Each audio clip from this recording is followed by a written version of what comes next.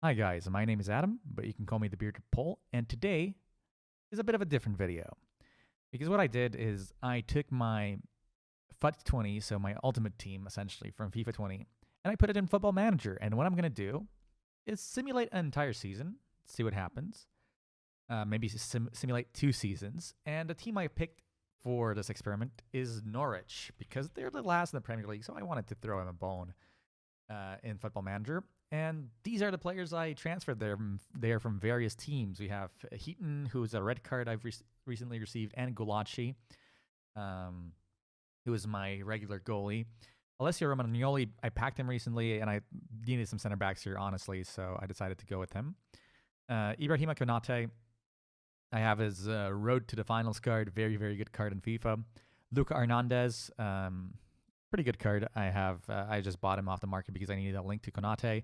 He's very OP in FIFA. Let's see how he does in Football Manager. Łukasz Piszczek, I have his flashback. Yusuf Atal, I have his Footmas card. Aaron Wan-Bissaka, I have his one to watch since the beginning of FIFA. Essentially, it was my free pack. Matt Doherty, I recently got a red of him. Jenna Dakonam, I packed recently. Alexandro, he's in my team. He's in my main team, along with Alan. Corentin Tolisso, I have his storyline card. Sandro Tonali, I have his league card. Jose Campagna is a red card I recently received. Quincy Promes, I did his one to watch SBC. Serge Gnabry, I did his player of the month. Jean-Paul Bochius, I did his league SBC card. Farid Boulaya is my favorite Footmas card. Cristiano Ronaldo, I got his red card. Whoop, whoop, that's a story for another time. Nabil Fekir, I also have his red card, and Robert Lewandowski, I have his player of the month, along with Wissam Ben Yedder, who I bought off the market.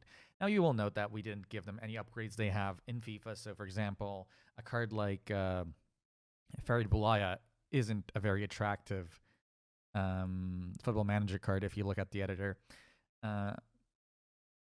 But you'll also notice, if you're keen of eye, and I showed you my team earlier, that we're missing one guy. And we're going to create him right now. So we're going to go into Norwich City, but we're going to go into their U23s. And we're going to take a random dude, let's say Connor Parsons, and we're going to turn his life around into becoming Andrea Pirlo. Now, you might hear me typing. That's because I'm doing one little thing, and I'm taking a look at the screenshot of Andrea Pirlo's card in Football Manager 15, and we're going to copy that word for word. So be back when that happens. All right, guys, and we're back with fully fleshed out Andrea Pirlo. As you can see, I've made everything he has to be. Changed everything to his stats from Football Manager 15/FIFA 15 because that's what his base icon card is based on, his last years in Juventus. So he had a pretty good benchmark there. I made him 35 just as he is in the icon card, not 39 as he is in real life, just for that reason. So he's actually born in 79. But other than that, everything is exactly like it was on the Football Manager 15 card, maybe outside of a few traits. I kind of guesstimated the traits. So we'll see how that goes, but he's in the under 23s now. He's going to be in the main team soon enough, I'm guessing, when they find a manager, etc. Which reminds me, we got to get their finances in order and fire their manager just in case. You know, I think Daniel Fark, I want to see what they do without a manager. So, Mr. Fark, I'm sorry, but your contract has been terminated, and we'll see what happens next for Norwich. And when it comes to the finances, I think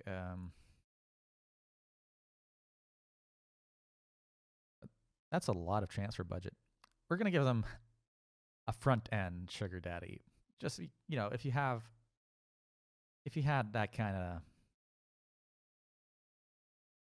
of we're just going to set the wage budget to nothing. 70, I think that just about covers the expenses here.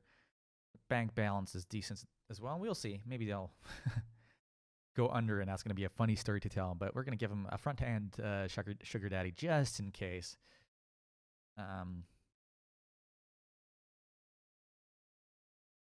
I released Daniel Fark. That wasn't the manager. Oh no. Okay. So yeah. So no captains. I thought that I'd released a captain. Never mind. Either way, I'll see you at the end of the transfer window to see if they brought in any additional players, because there are a few holes in that squad, and I want to see how they fill them. All right, guys, and the summer transfer window has ended in England in Football Manager here. And Norwich has already made one big move, which is hiring a manager. Alexander Starkovs, a Latvian manager who previously managed the Latvian national team and Liepāja. Doesn't really inspire confidence, but who knows? His stats seem okay. Maybe an underdog choice to lead them to glory. Other than that, when it comes to transfers, let's see what happened. Transfer history, well, nothing except for a few loans here for some of the youth players. But other than that, nothing really happened. So we're basically stuck with the team we built. You'll also notice that Alexandro came from Zebra. This is because I didn't know that some of the names were wrong. Same thing with Real Hispalis instead of Betis. And I didn't apply the right patches to the save before I started, and I only realized halfway through, and I was like, yeah, screw it. So if you see Zebra, that's Juventus, and if you see Hispalis or Zebra, I mean, Zebra, I can't even pronounce that, but it's Juventus as as evidenced by the logo, and Real Hispalis is actually Real Betis. So now we're clear on that. Let's see their tactics. Well, it's kind of hard to say what their tactics are right now because, as you can see, Lewandowski's slightly injured. Dakonam is also injured. Okay, that's Jenny. I was like, who's Dakonam? Okay, so that's Jenny. So one of the cards I added. Pirlo is already in the first team squad with a wonderful number 63. Ouch, that hurts, doesn't it? Other than that, Fekir and Ronaldo up front, they do seem to be playing a very conservative 4-2-2 or 4-4-2, and they're kind of just playing really defensive. You know, Alexandro and Piszczek as the right and left midfielders. Don't know. Interesting idea. Also, Hernandez is mostly played as a left back, which is a position he started at in Atletico Madrid. So it's going to be interesting to see how they get along, and I'll see you back during the winter transfer windows. All right, it's February 1st, 2020 in game, and let's see what happened to Norwich. Let's check the English Premier Division because, of course, I didn't download the file that changes the name to Premier League. And as you can see, they're 12th. That is a bit disappointing. I was thinking they'd maybe challenge for the top 6. They are way away from that. But in 12th place, they're kind of between Leicester and Wolves. So two teams that I would also expect to be challenging for those places based on real life. So Football Manager has some explaining to do. But let's see if they made any transfers this transfer window. So we're going to go through the transfer history. And yeah, absolutely nothing. Did they do anything? Did anyone go the other way? No. Okay, so nothing changed there. So let's see their stats in the senior squad.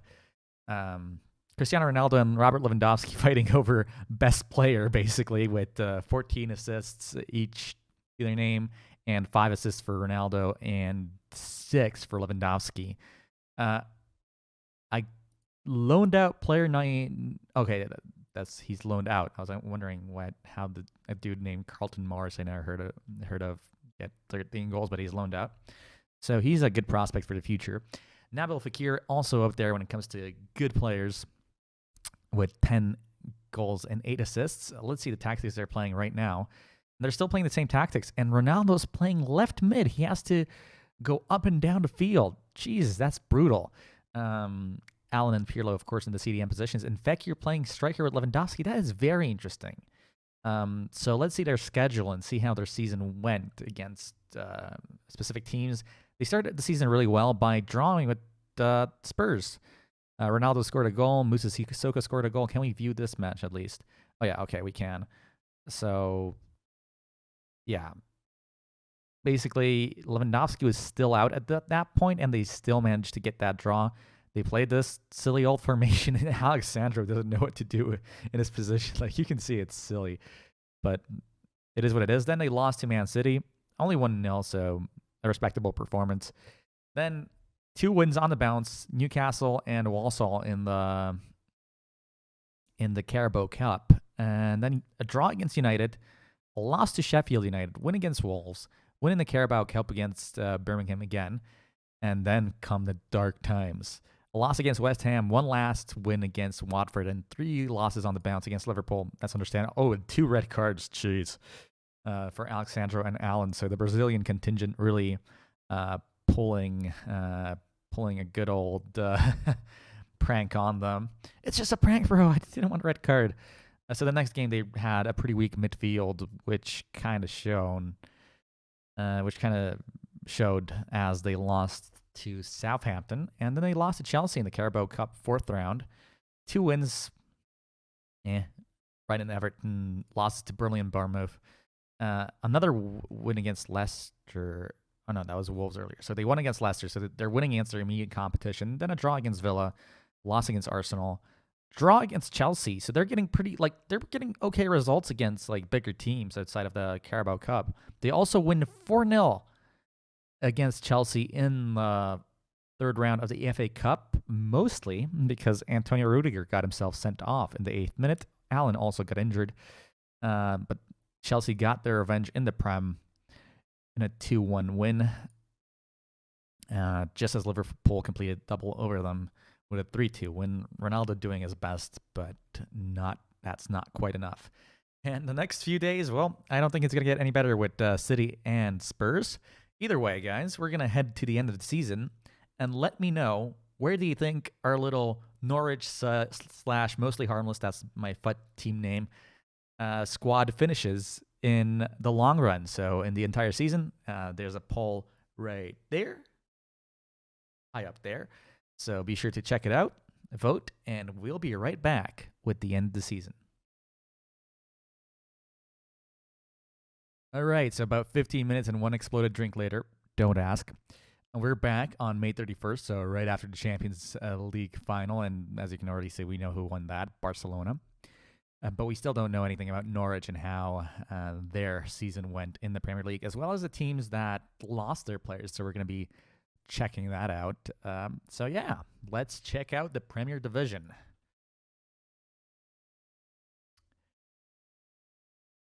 Well, Man City wins it again.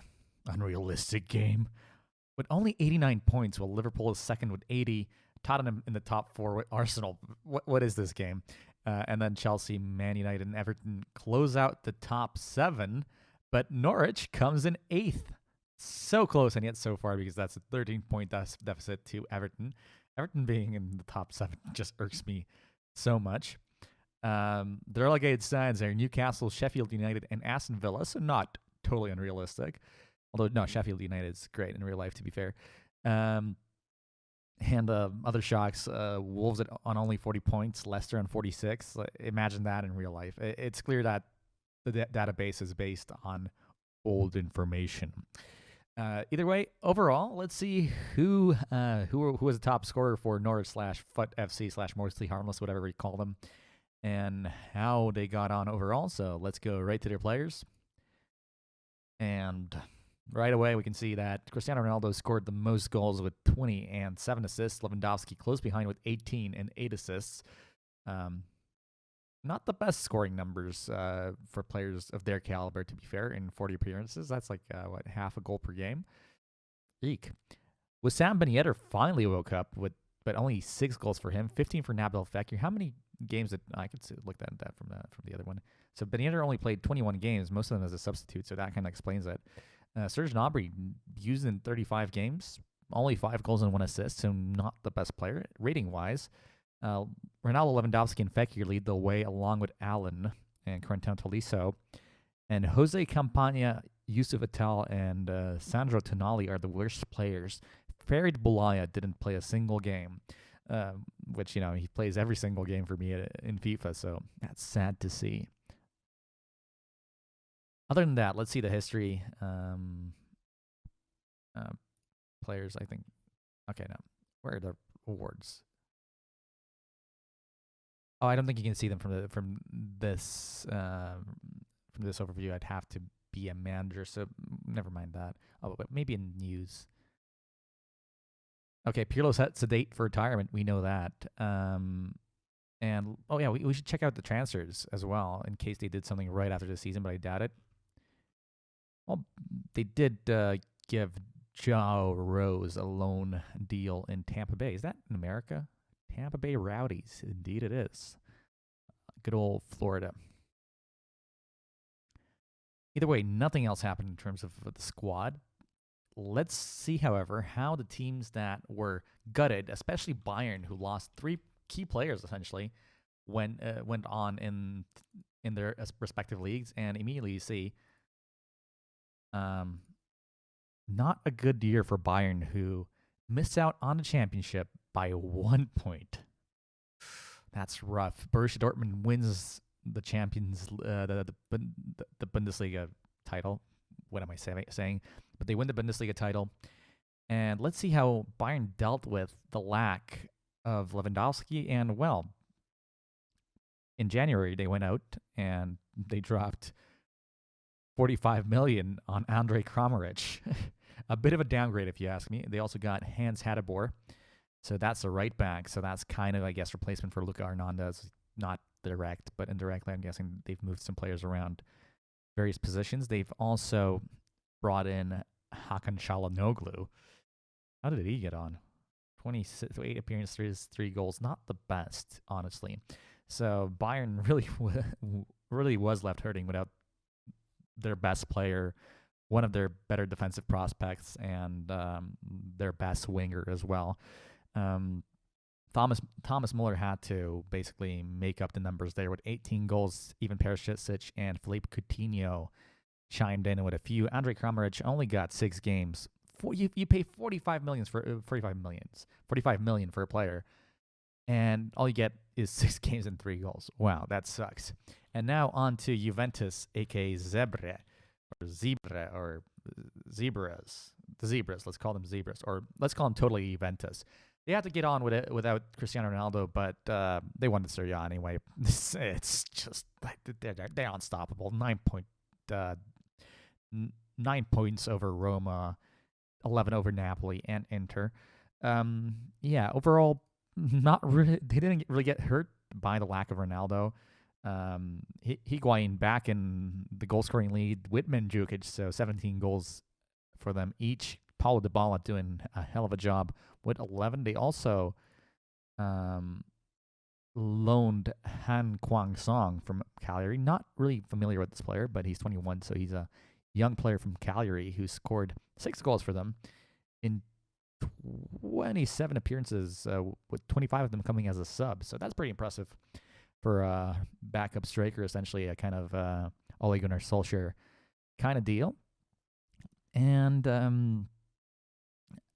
generally, Buffon is retiring. How sad. And that seems to be all. The other teams we've got, I think it was Lille and teams like that. I couldn't really tell you much about them in real life, so I don't know how they'd be affected by losing players like Ital or Boulaya. Real Betis, though, lost Fekir, so that's a pretty big player. So once again, totally Real Betis, aka Real Hispalis. And they went down from 6th to... they went down from 10th to 11th, so not really a big loss there. I mean, they only added Fekir for some added value. How are they doing in real life? Let me just check that. So in real life, Betis are 13th, so not really a big change there. And if we look at Norway's squad, I'm just wondering whether any other teams could really be affected by our little machinations. Well, maybe Leipzig, but Leipzig was second. I remember that, even without their goalie and without their center back. So Gulacsi and Konate. Monaco as well. So we know that Napoli still finished 3rd without Allen. But AS Monaco, that might be a different story right here. So let's go to the Ligue 1 Conforama. As we can see, Monaco ended 4th. Of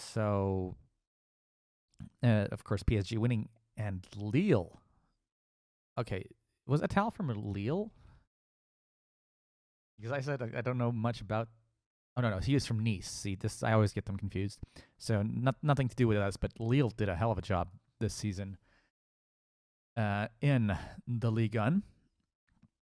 But as it pertains to Monaco,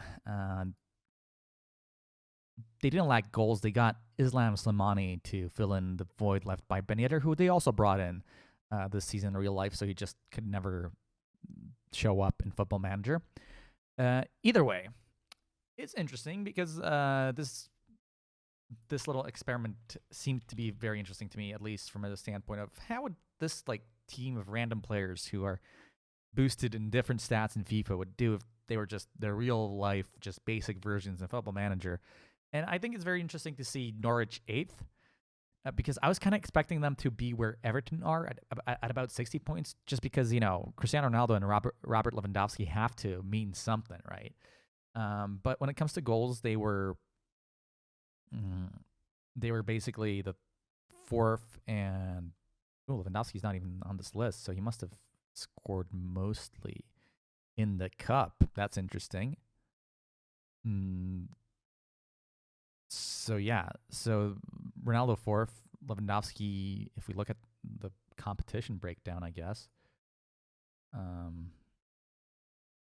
Yeah, he only scored 11 goals in the Premier League and 7 in the cup. Oh, we forgot about the cups, of course, because if you remember,